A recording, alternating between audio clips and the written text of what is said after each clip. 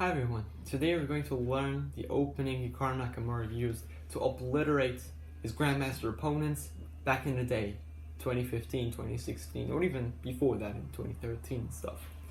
After that, the engines refuted the opening, but if you're below 2700, you definitely can play this and you can have a lot of enjoyment from this opening. So let's get into it. So this opening starts after d4, if they play d4, right? If they play e4, it is the Pierce defense. I will put the link of it in the description. It is also very interesting, and it sort of gets in similar positions also. So let's say they play, we would play knight f6 here, to make sure they cannot play this move immediately. If you want to play d6, that would also get into the Pierce defense after e4. And, let's... Here, we're gonna use like the least challenging system, in my opinion, the London system, and then we're gonna start building on that. We start looking at more challenging, the ways white can actually challenge it, challenge the King's Indian more and more and more. And so let's just start with the with the London system, the King's Tower setup. We'll play g6. We want to place our bishop here, and that's it. They just develop. And not that, of course.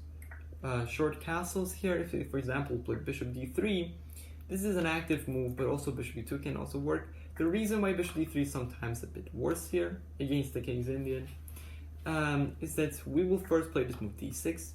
We will cut this bishop off. It doesn't have access to the c7 pawn, and we will try to go with one of these breaks, right? I recommend to you that you do not play both, because what would happen is that your structure would be sort of weak. This pawn is backwards, and you got some dark sword weaknesses. I recommend to you that you play one of them, because if you don't play one of them, you'll have very little share in the center. You have very little equity. So this move prepares either c5 or d5. Let's say they castle their king, and here we'll play 97. Let's say they play like 92. Here we can play rook e1. What we're threatening here, okay, let's say they play h3, get a escape square, right? Here, what we're threatening is this move e5, and then going with e4, right? Look, let's say the bishop drops back. Let's go this move d4, e4, right? If you just count the pieces, I win a piece. Yeah, that's it. So that is the reason in many cases your bishop better be here, so that doesn't come with a fork. So like this is sort of the danger, right? This e5 move is really interesting at some point. You can also play c5, for example, they can play like c5. I mean, they really do not like to take, because you would just bring your knight out and very active, placed in the center. And for example, let's say they just drop it back. Here, some very good move is like, for example, something like a5. This move basically stops, come on, b4, right? So this way we're basically playing on the queen side. Got this knight here. I'm so bad at drawing arrows today. Although I always was, gotta say. We're playing on the queen side this way. But if we want to play for here, just basically playing on the king side. There's the other way you can do it. So let's say they do not play their bishop to d3, they play to e2. Here we would of course just continue the same way. Let's say they castle our king, here like 92. We'll play rook e1 still, rook e8, and we're still going for this. Let's say they just get a square back for themselves. They will drop back, because of course if they take, it will only improve our position, right? Now their center pawn is gone. So let's say they just immediately drop back, and here they're interesting moves. One move is just place b6, just get the bishop here, put pressure on the center, these two light squares, and just on the king side as well. A very, very good position. And at some point, you may get this pawn over, try to create some play there. Maybe you push the pawns and you attack. So this is a very good position. This was with the London system, so you gotta say it's not really that problematic, right? Now, let's say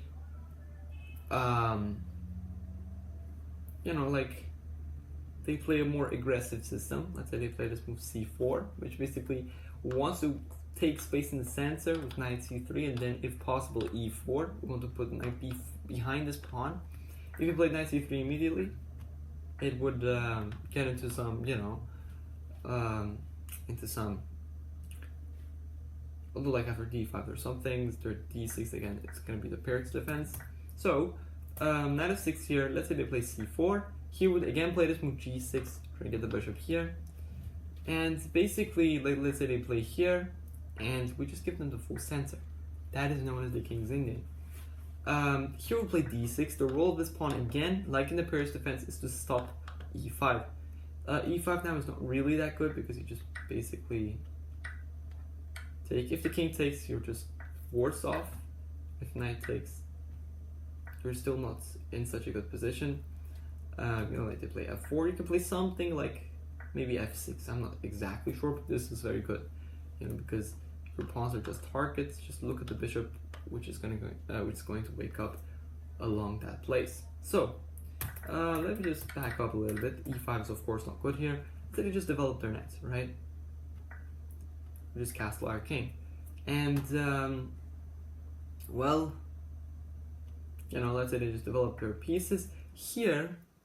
We can play this move, very nice move, e5, right? And at the first glance, you may think it's a hanging pawn. It's not. The reason is that if you take, right? Or let's say you just trade queens as well, and then you take, right?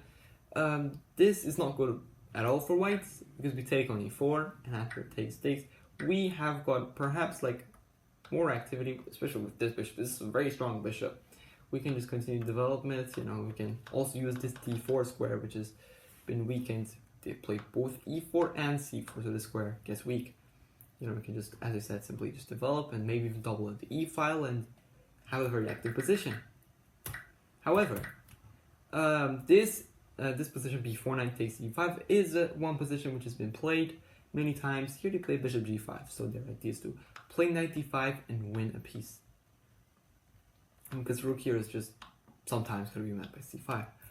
Here the move I sort of recommend to you, one move is just c6, stopping everything on its tracks, right? You can also play rook e8, and now this move is of course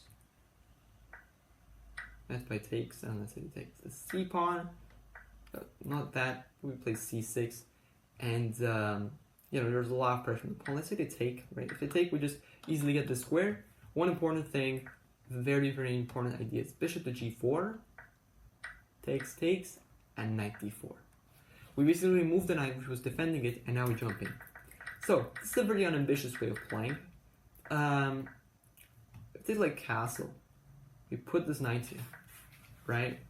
Very aggressive, and let's say they just push the pawn. We go back. Let's say again they develop, and here we'll play the knight backwards. Right? You can also work with knight h4, I think. Knight h4, knight h5 actually is bet by this one, I think. No, I'm just tripping anyways. Like this too, also knight d7 is also nice. Let's say they just, play something like b4. You can play f5, right? The position is very interesting, although you can also play a5 to take advantage of this. But yeah, you can just also play something like f5, f4, attack on this side of the board. This is the pure King's Indian, right? Also, if they immediately play d5, you have a nice idea with a5. So you stop b4, stop them from further gaining space. We would like to put our knights here to put pressure on this side of the board. We still have ideas of just playing f5 as well. So, yeah, this was all. Thank you for watching this video, and I hope you enjoyed it and you learned something from it. I hope you would enjoy a lot of your games in the King's Indian.